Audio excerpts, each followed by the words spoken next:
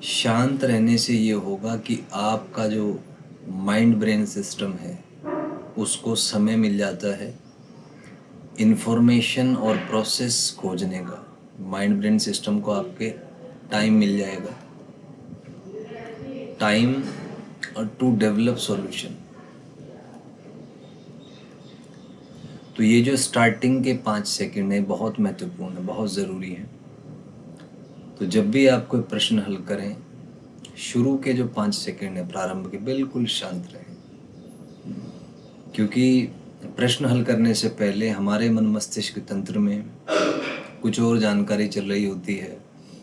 हम या तो भविष्य में उलझे होते हैं, कल्पनाओं में, या भूतकाल की मेमोरीज में, स्मरण जो स्मृतियां हैं उसमें उलझे होते हैं। तो जब भी हम कोई सवाल हल करें, यह परम आवश्यक है कि हमारा पूरा ध्यान वर्तमान पे केंद्रित हो, और सामान्यतः इसमें थोड़ा सा समय लगता है।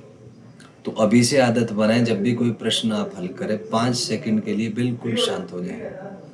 भविष्य से भी और भूतकाल की स्मृतियों से भी केवल वर्तमान पे ध्यान केंद्रित करें। उसके बाद प्रश्न हल करना प्रारंभ करें।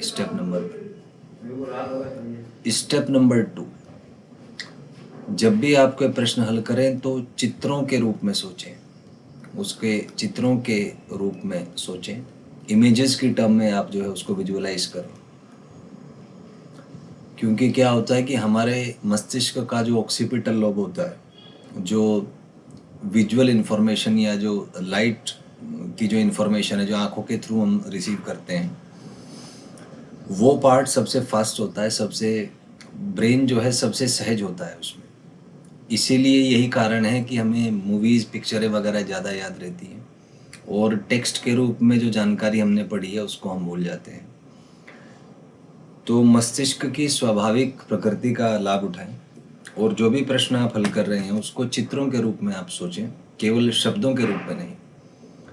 तो इससे क्या होगा कि आपका ब्रेन बहुत अच्छे से काम करेगा, और उस सवाल से संबंधित जो फार्मूला या जो कंसेप्ट है वो आप अच्छे से रिटेन कर पाएंगे एग्ज़ाम में।